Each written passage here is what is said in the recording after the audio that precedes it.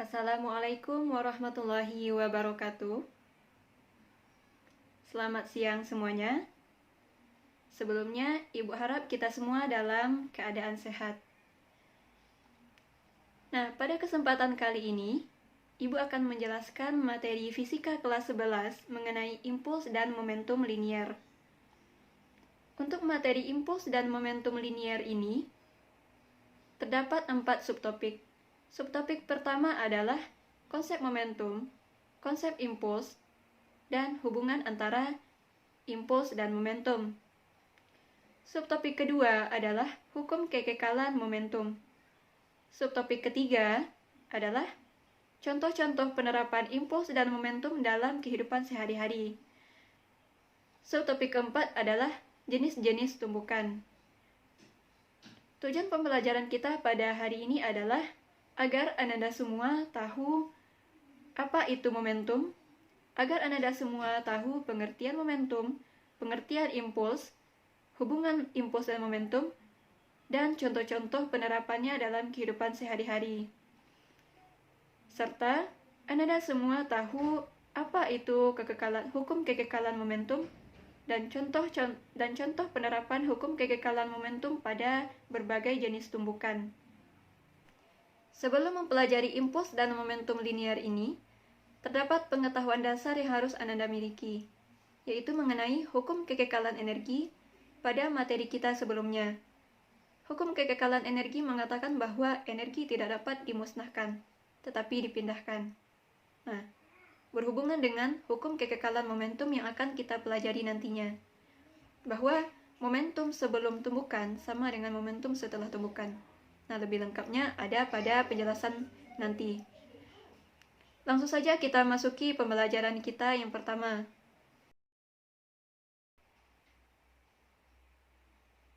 Materi pertama adalah konsep momentum. Silakan perhatikan gambar pertama. Pada gambar pertama tampak dua buah mobil setelah terjadinya tabrakan. Kedua mobil mengalami kerusakan fisik pada bagian depan akibat adanya tumbukan. Dari gambar pertama ini, kita uraikan 4 buah pertanyaan. Pertanyaan pertama, identifikasilah besaran yang dimiliki oleh kedua mobil sebelum terjadinya tabrakan. Pertanyaan kedua, temukanlah hubungan dari besaran-besaran tersebut. Pertanyaan ketiga, rumuskanlah persamaan matematis dari momentum. Pertanyaan keempat, bagaimana definisi momentum? Nah, pertanyaan ini disusun secara berurutan sesuai dengan proses berpikir. Cara menjawab dari pertanyaan ini adalah dengan memperhatikan besaran-besaran yang dimiliki oleh kedua mobil sebelum terjadinya tabrakan. Misalkan mobil pertama memiliki massa M1 bergerak dengan kecepatan V1. Mobil kedua dengan massa M2 bergerak dengan kecepatan V2. Untuk mendefinisikan momentum, kita hanya memperhatikan besaran-besaran atau gaya internal yang dimiliki oleh kedua mobil. Berarti, kedua mobil memiliki besaran massa, besaran skalar massa, dan besaran vektor kecepatan. Hubungan antara massa, kecepatan, dan momentum adalah semakin besar kecepatan, maka akan semakin besar momentum. Sedangkan, semakin besar massa, maka akan semakin kecil kecepatan. Massa dan kecepatan berbanding lurus dengan momentum. Sedangkan, massa berbanding terbalik dengan kecepatan. Contoh kasusnya adalah pada tabrakan sebuah truk dengan sebuah mobil sedan. Misalkan truk memiliki massa yang lebih besar, sedangkan sedan memiliki massa yang lebih kecil. Saat terjadinya tumbukan, maka truk memberikan tumbukan yang lebih besar kepada mobil sedan. Sehingga, itulah kenapa kita tampak bahwa mobil sedan memiliki kerusakan yang lebih parah dibandingkan mobil truk ketika terjadinya tabrakan. Dari hubungan besaran-besaran tadi, dapat kita rumuskan persamaan matematis dari momentum. Misalkan momentum disimbolkan dengan P, massa disimbolkan dengan M, kecepatan disimbolkan dengan V. Maka P P sama dengan M dikali V. M memiliki satuan kilogram, V memiliki satuan meter per sekon, sehingga satuan dari momentum adalah kilogram meter per sekon. Dari jawaban ketiga pertanyaan tadi, dapat kita simpulkan definisi dari momentum. Momentum adalah hasil kali dari besaran skalar massa dengan besaran vektor kecepatan. Selanjutnya perhatikan gambar 2, yaitu sebuah bola yang dipukul oleh sebuah raket. Dari gambar 2 ini, terdapat 4 buah pertanyaan. Pertanyaan pertama adalah, identifikasilah besaran yang menyebabkan bola terdorong. Pertanyaan kedua adalah, temukanlah hubungan gaya dengan jarak lemparan bola. Yang ketiga, rumuskanlah persamaan matematis dari impuls dalam selang waktu tertentu. Pertanyaan keempat, bagaimana definisi impuls? Nah, jawaban pertama adalah, ketika kita memberikan gaya kepada raket, gaya dorong, maka gaya tersebut akan diberikan oleh raket kepada bola. Semakin besar gaya yang kita berikan kepada raket, maka semakin besar pula gaya yang diberikan raket kepada bola, yang akan menentukan seberapa jauh bola tersebut terlempar. Untuk merumuskan persamaan matematis dari impuls, kita hanya memperhatikan besarnya gaya yang kita berikan kepada raket. Misalkan impuls disimbolkan dengan I, gaya dorong tadi disimbolkan dengan F. Untuk selang waktu tertentu, kita simbolkan dengan delta T. Semakin besar gaya yang kita berikan kepada bola, maka akan semakin besar impuls, yang berarti gaya berbanding lurus dengan impuls.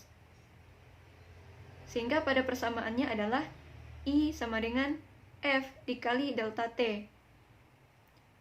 Satuan dari F adalah kilogram. Satuan dari F adalah Newton. Sedangkan satuan dari waktu adalah sekon. Sehingga satuan dari impuls adalah Newton sekon. Berdasarkan 3 pertanyaan tadi, dapat kita simpulkan definisi dari impuls. Impuls merupakan hasil kali antara gaya yang diberikan kepada satu benda dalam selang kontak waktu yang singkat. Lalu, bagaimana hubungan antara momentum dengan impuls? Coba kita ingat lagi hukum kedua Newton. Hukum kedua Newton adalah delta F sama dengan M dikali A. Jika A adalah dV per dt, nah, delta F sama dengan M dikali dV per dt. M dikali V merupakan momentum, sehingga delta F menjadi d per dt dikali P, atau delta F sama dengan dP per dt. Perubahan momentum sebuah benda tiap satuan waktu sebanding dengan gaya total yang bekerja pada benda dan berarah sama dengan gaya tersebut. Selanjutnya, hubungan momentum impuls. Sigma F sama dengan delta P per delta T. Sigma F dikali delta T tadi adalah impuls. Maka impuls sama dengan delta P. Berarti hubungan antara impuls dan momentum adalah impuls merupakan perubahan dari momentum. Sekarang kita masuk subtopik kedua, yaitu hukum kekekalan momentum.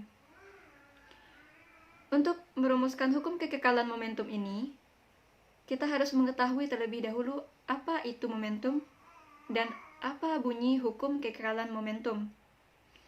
Sebelumnya, momentum adalah hasil kali antara besaran skalar massa dengan besaran vektor kecepatan.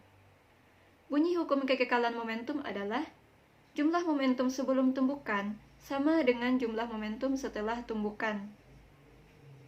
Nah, pertanyaannya, temukanlah persamaan matematis untuk hukum kekekalan momentum. Untuk menjawab pertanyaan ini, silakan perhatikan gambar. Misalkan terdapat 2 buah bola yang bergerak ke arah yang sama, ke arah yang berhadapan. Misalkan bola pertama memiliki massa M1 bergerak dengan kecepatan V1. Bola kedua memiliki massa M2 bergerak dengan kecepatan V2. Bola pertama bergerak ke arah bola kedua, sedangkan bola kedua bergerak ke arah bola pertama. Setelah terjadinya tumbukan, bola pertama bergerak ke arah yang berlawanan dari sebelumnya dengan kecepatan V aksen 1. Sedangkan begitu juga untuk bola kedua, bergerak ke arah yang berlawanan dari sebelumnya dengan kecepatan V aksen 2. Bunyi hukum kekekalan momentum tadi adalah jumlah momentum sebelum tumbukan, P, sama dengan jumlah momentum setelah tumbukan, P aksen. P sama dengan P aksen. P yaitu M1 dikali V1 ditambah M2 dikali V2. P aksen adalah M1 dikali V aksen 1 ditambah M2 dikali V aksen 2. M, massa setelah tumbukan sama dengan massa sebelum tumbukan. M1 sama dengan M1, M2 sama dengan M2. Sedangkan kecepatan mengalami perubahan. V1 sebelum terjadinya tumbukan, V aksen 1 setelah terjadinya tumbukan, V2 sebelum terjadinya tumbukan, V aksen 2 setelah terjadinya tumbukan. Kenapa menggunakan aksen? Ini hanyalah simbol untuk membedakan antara kecepatan sebelum tumbukan dan kecepatan setelah tumbukan. Selanjutnya, subtopik ketiga, yaitu contoh penerapan impuls dan momentum dalam kehidupan sehari-hari. Terdapat banyak penerapan impuls dan momentum ini. Contohnya, seperti yang dapat Anda lihat pada gambar. Adanya sarung tinju, ada palu, ada helm, ada matras, ada roket, orang melompat dari perahu, karate, dan senapan. Sebelumnya kita ketahui bahwa impuls sama dengan delta P per delta T. Impuls berbanding terbalik dengan delta T. Sehingga dapat kita uraikan, terdapat dua buah prinsip. Yang pertama, memperlama selang waktu kontak impulsif, sehingga gaya-gaya impulsif yang bekerja akan semakin kecil. Yang kedua, mempersingkat selang waktu kontak impuls, sehingga gaya-gaya impulsif yang bekerja akan semakin besar. Memperlama selang waktu kontak impulsif ini adalah contohnya pada seorang pejudo yang dibanting ke matras. Ketika seorang pejudo dibanting ke lantai, maka gaya impulsif yang bekerja adalah sama. Akan tetapi, karena selang waktu kontak antara punggung pejudo dan matras berlangsung lebih lama daripada antara punggung pejudo dengan lantai, maka gaya impulsif yang bekerja yang dikerjakan lantai pada punggung pejudo akan semakin kecil. Itulah akibatnya seorang pejudo yang dibanting di matras dapat menahan rasa sakit akibat bantingan yang dialaminya. Prinsip kebalikannya adalah mempersingkat selang waktu kontak impuls. Contohnya adalah pada palu yang memukul paku, sebuah paku yang dipukul oleh palu. Kenapa sebuah palu dibuat dari bahan yang sangat keras? Tujuannya adalah agar mempersingkat selang waktu kontak impuls antara palu dengan paku. Yang terakhir adalah subtopik keempat, mengenai tumbukan. Terdapat 3 jenis tumbukan, yaitu tumbukan lenting sempurna, tumbukan lenting sebagian, dan tumbukan tak lenting sama sekali. Tumbukan lenting sempurna misalkan ketika dua buah bola yang bergerak ke arah yang sama, yang saling berhadapan. Nah, setelah tumbukan, kedua bola tersebut terbanting dan bergerak ke arah yang berlawanan dengan kecepatan V1 aksen dan V2 aksen. Kecepatan relatif pada tumbukan lenting sempurna ini, kecepatan relatif sebelum tumbukan sama dengan kecepatan relatif setelah tumbukan. Ada yang dinamakan dengan emisivitas. emisivitas merupakan perbandingan antara momentum sebelum tumbukan dengan momentum setelah tumbukan, atau kecepatan relatif sebelum tumbukan dengan kecepatan relatif setelah tumbukan. Jika seandainya kecepatan relatif sebelum dan setelah tumbukan sama, maka tentu emisivitasnya sama dengan 1. Selanjutnya, tumbukan lenting sebagian. Contohnya ketika dua buah benda yang bergerak dengan arah yang saling berhadapan. Setelah terjadinya tumbukan, hanya salah satu benda yang terus bergerak ke arah yang berlawanan. Sedangkan benda yang satunya lagi diam, yang artinya V2 aksen sama dengan 0. Emisivitas untuk tumbukan lenting sebagian ini adalah antara 0 dengan 1. Yang ketiga adalah tumbukan tak lenting sama sekali, yaitu ketika dua buah benda yang saling bertumbukan, namun kecepatan setelah tumbukan dari kedua benda ini adalah 0. V1 aksen sama dengan 0, dan V2 aksen sama dengan 0. Yang artinya emisivitas dari tumbukan tak lenting sama sekali ini adalah E sama dengan 0. Untuk persamaan matematis dari ketiga jenis tumbukan ini, pertanyaannya yaitu, berdasarkan hukum kekekalan momentum dan definisi masing-masing jenis tumbukan, temukanlah persamaan matematis untuk masing-masing jenis tumbukan tersebut. Jika sebelumnya hukum kekekalan momentum menyatakan bahwa M1V1 ditambah M2V2 sama dengan M1V1 aksen ditambah M2V2 aksen, maka pada tumbukan lenting sempurna, rumus hukum kekekalan momentumnya adalah sama, yaitu M1V1 ditambah M2V2 sama dengan M1V1 aksen ditambah M2V2 aksen, karena kedua benda memiliki kecepatan setelah tumbukan, yang diketahui V1 aksen dan V2 aksen. Untuk tumbukan lenting sebagian, karena V2 aksen adalah 0, maka M2V2 aksennya adalah 0. Yang diketahui hanyalah M1 dan M1V1 aksen. Persamaan matematisnya menjadi M1V1 ditambah M2V2 sama dengan M1V1 aksen. Atau M1V1 ditambah M2V2 sama dengan M2V2 aksen tanpa M1V1 aksen. Untuk tumbukan tak lenting sama sekali, V1 karena V1 aksen dan V2 aksen adalah sama dengan 0, maka momentum setelah tumbukan adalah 0. Persamaan matematisnya hanya dipengaruhi oleh momentum sebelum tumbukan. Persamaan matematisnya menjadi M1V1 ditambah M2V2 sama dengan 0. Nah, sekian materi impuls dan momentum linier kita pada kali ini. Sebelum kita menutup pembelajaran, marilah kita simpulkan pembelajaran kita mengenai impuls dan momentum linier ini. Momentum adalah hasil kali antara besaran skalar massa dengan besaran vektor kecepatan. Sedangkan impuls adalah besarnya gaya yang diberikan pada suatu benda dalam selang waktu tertentu.